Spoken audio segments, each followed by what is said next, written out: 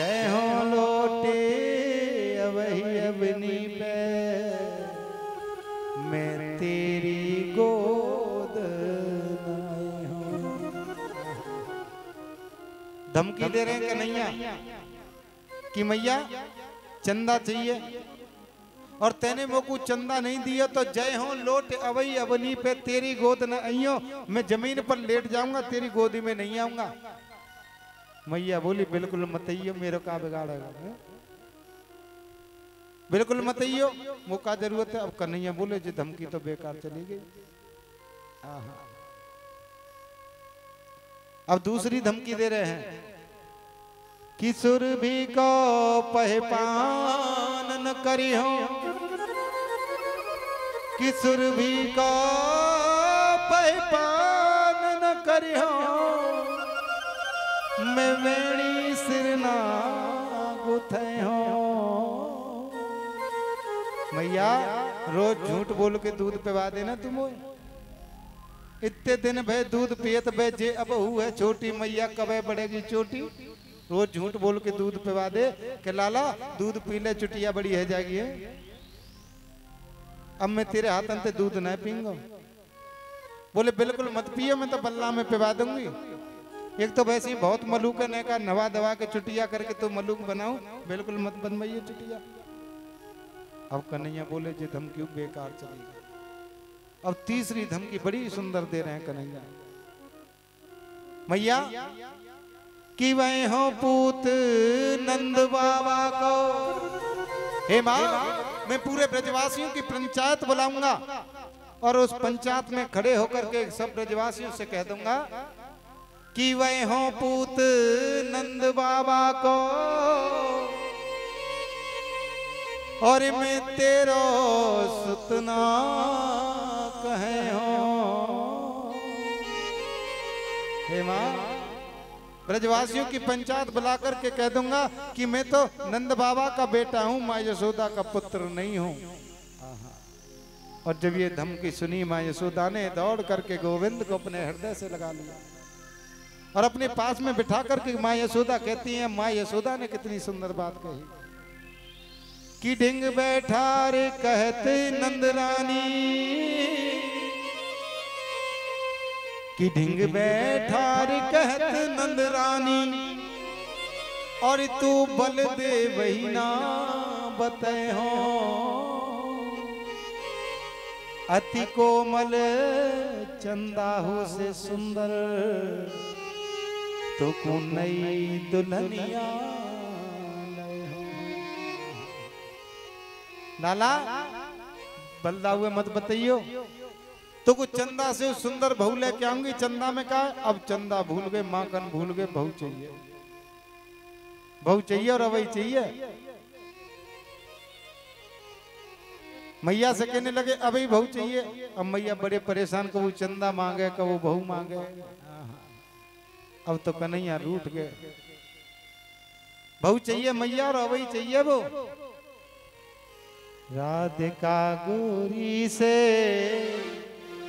ब्रज की छोरी से मैया कराए दे मेरो ब्याह। राधिका गोरी से ब्रज की छोरी से मैया कराए दे मेरो ब्याह। राधिका गोरी से ब्रज की छोरी से मैया कराए दे मेरो ब्याह। राधिका गोरी से ब्रज की छोरी से मैया कराए दे मेरो ब्याह।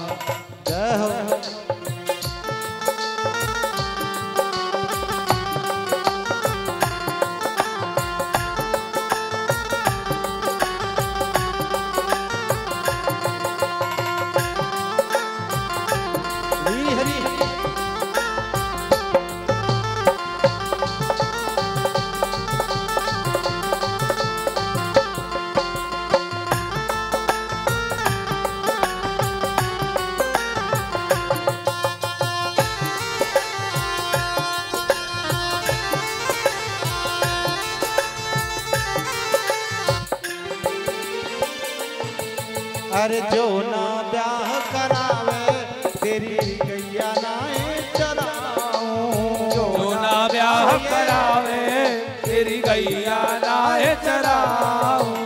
जो ना ब्याह करावेरी मैया गैया नाए चराऊं। जो ना ब्याह करावे तेरी गैया नाए चराऊं। अरे आज के बाद मेरी मैया तेरी तेरी परनाऊं। आज के बाद मेरी मैया तेरी तेरी परनाऊं। अरे आएगा रे मजा अब जीत हार का राधिका गोरी से हो बिरज की छोरी से मैया कराए दे मेरो ब्याह। राधिका गोरी से बिरज की छोरी से मैया करा रे मेरो ब्याह। उम्र तेरी छोटी है हो नजर तेरी खोटी है कैसे कराए दूं तेरा ब्याह।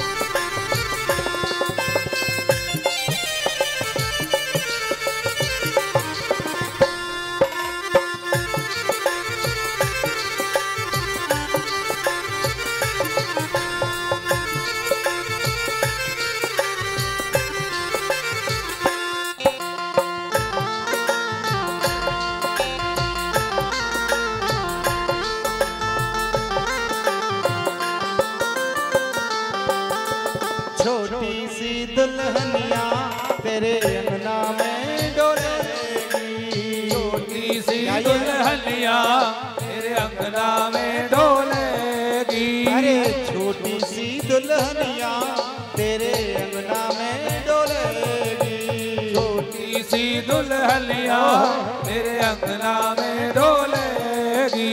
अरे तेरे सामने मैया वो घूंघट ना खोलेगी।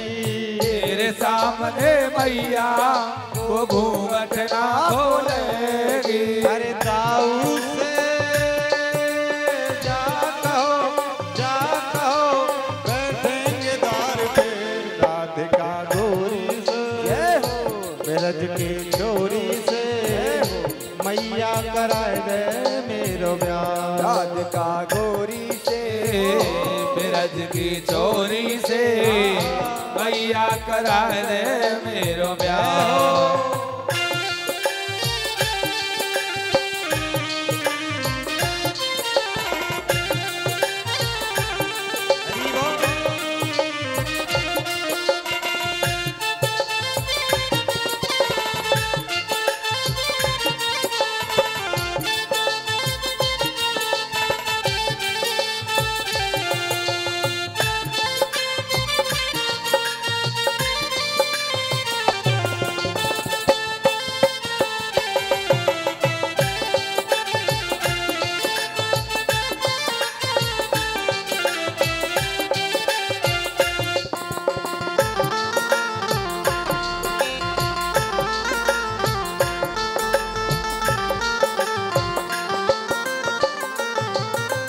चंदन की चौकी पे मैया तो को बैठाऊं।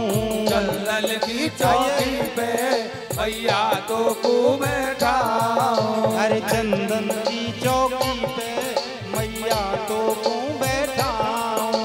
चंदन की चौकी पे मैया तो को बैठाऊं। अरे अपनी प्यारी राधा से मैं चरण तेरे दबवाऊं। अपनी प्यारी राधा से मैं चरण तेरे दबवाऊं। अरे भोजन में बनवाऊंगा 56 प्रकार के राधिका गोरी से बिरज की छोरी से मैया कराए दे मेरो ब्याह। राधिका गोरी से बिरज की छोरी से मैया करा दे मेरो ब्याह। उम्र तेरी छोटी है हो नजर तेरी खोटी है कैसे करा दूं तेरा ब्याह। बोली वृंदावन बिहारी लाल की जय। मैया को क्रोध आ गया, मैया को क्रोध आ गया। कबो माखन मांगे, कबो चंदा मांगे, कबो बहु मांगे। उठाया गोदी से पटक दिया, ले अब तो कछु ना मिलो, ना चंदा मिल लो, न माखन मिल लो, न बहु मिल लो। गोदी से पटक करके चले गए। माँ यशोदा छोड़ करके कन्हैया को चले गई, घर के कामों में व्यस्त हो गई। अब कन्हैया को क्रोध आया, कन्हैया को क्रोध आने लगा तो होठ कांपने लगे क्रोध से। क्रोध से होठ कांप रहे हैं। कन्हैया ने क्या किया, एक लोड़ा पड़ा हुआ था, वो चटनी पीसने का जो होता है, उठाया, धड़ाम से मटकी में दे मारा। अब बालक थे, कन्हैया ने सोचा कि फूटेगी नहीं मटकी, आवाज ही होगी केवल, लेकिन मटकी तो फूट गई। और मटकी फूट गई तो पूरा माखन फैल गया। और कन्हैया बोले आज तो सुबह से ही गलत छत्र हो गया, आज तो 100% मार पिटेगी। अब तक तो गोपियां शिकायत करने आती थी कि लाला मटकी फोड़ देता, अब तो प्रत्यक्ष के लिए प्रमाण की क्या जरूरत, अब तो घर में ही ये काम हो गया। लेकिन कोई कोई बच्चे बड़े चालाक होते हैं, अगर गलती हो जाए तो पहले से ही नाटक करना प्रारंभ कर देते हैं। और कन्हैया का तो नाम नाटक में सबसे आगे है। कन्हैया ने क्या किया, जैसे आवाज हुई मटकी फूटने की, तो कन्हैया ने क्या किया, भित्वा मृषाश्रु, मतलब झूठे के आंसू लगा लिए। भित्वा मृषाश्रु, झूठे के आंसू कैसे होते हैं पता है ना, लगा ली। और बिल्कुल रोनी सूरत बना ली, बिल्कुल रोनी सूरत। मैया आई, आहा मटकी फोड़ दई, आज तेरी खबर नहीं। और माँ यशोदा कन्हैया को पकड़ने के लिए दौड़ने लगी। आप दर्शन करिए, छोटे से कन्हैया और पीछे वृद्ध माँ यशोदा कन्हैया को पकड़ने के लिए दौड़ रही हैं। उस दृश्य का अनुभव आप करें। और जब माँ यशोदा कन्हैया को पकड़ने के लिए दौड़ती हैं तो उनके सिर में जो फूल लगे हुए हैं, वेणु में जो फूल लगे हुए हैं, वो एक एक करके जमीन पर गिर रहे हैं। परीक्षित कहते हैं कि ये फूल क्यों गिरते हैं माँ यशोदा के सिर से। सुखदेव स्वामी कहते हैं, परीक्षित, जिस माँ यशोदा ने उस परम ब्रह्म को अपना पुत्र बना लिया, जिसके आदि का पता नहीं, जिसके अंत का पता नहीं,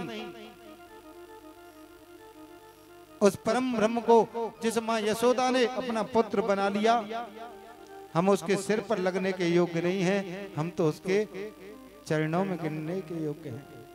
फूल ये बताना चाहते हैं कि हम उस माँ यशोदा के सिर पर लगने के योग्य नहीं, जिसने परम ब्रह्म को अपना पुत्र बना लिया हो, हम तो उसके चरणों में लगने के योग्य हैं।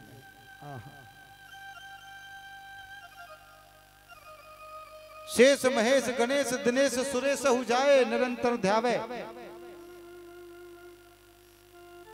जिसकी आराधना पूरा संसार करता है, उसे माँ यशोदा अपना पुत्र बना लेती हैं। फूल बताना चाहते हैं कि हम उस माँ यशोदा के सिर पर बैठने के योग्य नहीं हैं, हम तो उनके चरणों में लगने के योग्य हैं, इसलिए फूल गिर रहे हैं। अब माँ यशोदा कन्हैया के पीछे दौड़ रही हैं, लेकिन आप कहाँ 80 साल की बुढ़िया और कहाँ 2-3 साल का बालक, हाथ नहीं आते हैं कन्हैया। माँ यशोदा दुलार से बुलाती हैं, आजा कन्हैया, मारूंगी ना तो आजा, आजा माखन खिलाऊंगी। बोले ना, मार तो पड़ेगा। अब जब कन्हैया ने माँ यशोदा को परिश्रम करते हुए देखा तो माँ यशोदा के पास आके बोले मारेंगी तो नहीं? बोले नहीं, आजा। और धीरे धीरे माँ यशोदा के पास पहुंचे तो माँ यशोदा ने कन्हैया को पकड़ लिया, बोली आज तेरी खबर अच्छे से लेनी है। और पकड़ करके माँ यशोदा क्या कर रही है, ऊखल से बांधने का प्रयास कर रही है। बहुत ध्यान से समझना। सुखदेव जी कहते हैं, परीक्षित देखो ये माँ यशोदा क्या कर रही हैं। किन चांतरनम बहिरस्य, किन चांतरनम बहिरस्य, न पूर्वम नापि चा परम, पूर्वा परम बहिचास्त अय जगतो यो जगच्चया। सुखदेव जी कह रहे हैं देखो परीक्षित, ये माँ यशोदा क्या कर रही है। जिस परमात्मा के आदि का पता नहीं, जिसके अंत का पता नहीं, उस परमात्मा को उस उखल से ऐसे बांध रही है जैसे कोई प्राकृतिक बच्चे को बांध लेता है। लेकिन खूब प्रयास किया बांधने का, लेकिन रस्सी 2 अंगुल कम पड़ जाती है। बहुत ध्यान से सुनिए। मैया ने और रस्सी मंगाई और रस्सी जोड़ी, लेकिन फिर रस्सी 2 अंगुल कम पड़ गई। पूरे घर की रस्सियों को मंगा लिया, लेकिन रस्सी 2 अंगुल कम पड़ जाती है। बहुत ध्यान से समझना। परीक्षित कहते हैं कि ये रस्सी 2 अंगुल क्यों कम पड़ती है। तो सुखदेव जी कहते हैं परीक्षित देखो, ये जो ऊखल हैं स्वयं कश्यप ऋषि ऊखल बन करके आए हैं, और माता अदिति रस्सी बन करके आई है। और वो दोनों नहीं चाहते कि कोई हमारे वामन को बांध सके, वामन भगवान को बांध सके, इसलिए रस्सी कम पड़ जाती है। कोई कोई संत कहते हैं कि 2 शक्तियां हैं, एक ऐश्वर्य शक्ति और दूसरी माधुर्य शक्ति। ऐश्वर्य शक्ति कहती है कि ये मेरे परमात्मा है, मेरे भगवान है, मैंने बंधने नहीं दूंगी। और माधुर्य शक्ति कहती है कि ये यहाँ कृष्ण बन करके आए हैं, मैंने बांध करके मानूंगी। दोनों शक्तियों के झगड़े में रस्सी 2 अंगुल कम पड़ जाती है। लेकिन पूरे घर की रस्सियों को माँ यशोदा ने एकत्रित कर लिया, लेकिन रस्सी 2 अंगुल कम पड़ जाती है बार बार। तो मेरे गोविंद ने माँ यशोदा को परिश्रम करते हुए देखा कि समातो सन्नगत्राया विस्त्र कब्रश्चकम दृष्टवा परिश्रम कृष्ण कृपयासीत सबंधन। माँ यशोदा ने खूब प्रयास कर लिए, लेकिन गोविंद को नहीं बांध पाई। तो गोविंद ने क्या किया, कृपया असीत स्वबंधने, माँ यशोदा को परिश्रम करते देखा तो कृपा करके स्वयं ही बंधन में बंध गए। और माँ यशोदा अपने घर के कार्यों में लग गई। कन्हैया ने क्या किया, ऊखल को लेकर के चलने लगे तो 2 यमला अर्जुन के वृक्ष खड़े हुए हैं आंगन में, और उनके बीच से कन्हैया निकलने लगे तो ऊखल से आड़ा फंस गया। एक जोर से झटका मारा, वो वृक्ष गिर पड़े सब जगह। और उस वृक्ष के अंदर से बड़े 2 सुंदर पुरुष निकले। भगवान ने कहा आप लोग कौन हैं? बोले हे गोविंद, हम कुबेर के पुत्र हैं और नारद जी के श्राप की वजह से जड़ वृक्ष बन करके यहाँ पड़े हुए थे। लेकिन गोविंद आपने कितनी कृपा की, आपने हमें मुक्ति प्रदान की। बोले मांग लो। भगवान कहने लगे मांग लो कुछ, हम बड़े प्रसन्न हैं तुमसे। बोले क्या मांगे गोपाल? मैं आपको प्राय कहता हूं कि भक्ति में मांगना नहीं है, भक्ति में मांगना बिल्कुल चाहिए ही नहीं, क्योंकि मांगा तो उससे जाता जिसको ये पता नहीं कि हमें क्या चाहिए। भगवान को तो सब पता है, इसलिए भक्ति में मांगना नहीं है। भक्ति में मांगना है तो भगवान को ही मांगना है, भगवान से नहीं मांगना, भगवान को ही मांगना है। क्योंकि जो लेन देन वाली भक्ति है वो श्रेष्ठ नहीं है। ब्रजवासियों को कृष्ण क्यों मिले? क्योंकि उनकी जो भक्ति है वो निस्वार्थ है।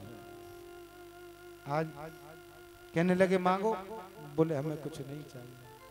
कि वाणी गुणान कथने श्रवणो कथाया हस्ते च कर्मस्तसो मनैस्तपादयेन दृष्टिं सता दर्शनेस्तु भवतनम्। वो कहते हैं कि हे गोविंद एक ही वर दे दो। वाणी गुणान कथने, ये जो मेरी वाणी है आपके गुणों का गुणगान करती रहे, और श्रवणयो कथायाम, ये जो कान है आपकी कथाओं का श्रवण करते रहे। हस्तो चो कर्मस्तु, इन हाथों से महापुरुषों की सेवा होती रहे। और दृष्टि ऐसी पवित्र हो जाए कि हर जीव में आपका ही दर्शन हमें हो और कुछ नहीं चाहिए। भगवान से यही मांगिए कि हमसे कभी कोई ऐसा कार्य न हो जिसकी वजह से किसी और को कोई कष्ट पहुंचा। आज विशाल वृक्ष गिर पड़े सज्जनों, ब्रजवासी दौड़े दौड़े आए। नंद बाबा ने देखा कि जब से कृष्ण ब्रज में आए हैं तब से कोई न कोई आफत उनकी जान को आती रहती है। छोटे से थे, कितने राक्षस मारने आए, कभी पूतना मारने आई, कभी कितने राक्षस, कभी तृणावर्त आया, और आज ये अमलार्जुन के वृक्ष गिर पड़े। आज पूरे ब्रजवासियों की पंचायत बुलाई नंद बाबा ने और बीच में खड़े हो गए और कहने लगे, देखो अब मैं यहां नहीं रहना चाहता हूं। बहुत ध्यान से सुनो। नंद बाबा बीच पंचायत में खड़े होकर के कहते हैं कि अब मुझे यहां नहीं रहना। बोले क्यों? क्योंकि जब से लाला यहाँ आया है उसके जीवन में कष्ट पर कष्ट, तकलीफ पर तकलीफ आती है। मुझे यहाँ नहीं रहना। कोई ऐसी जगह है जहाँ पर परम सुंदर यमुना का किनारा हो। नंद बाबा के छोटे भाई हैं घनानंद जी महाराज, उन्होंने कहा कि नम वृंदावनम नामम पश्यवम नवकाननम गोपगापी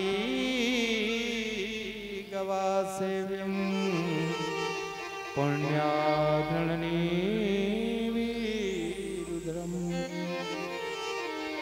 घनानंद जी कहते हैं कि नम वृंदावनम नामम, एक बड़ा पवित्र स्थान है जिसका नाम है वृंदावन, और वहां पवन पावन यमुना का पवित्र किनारा है।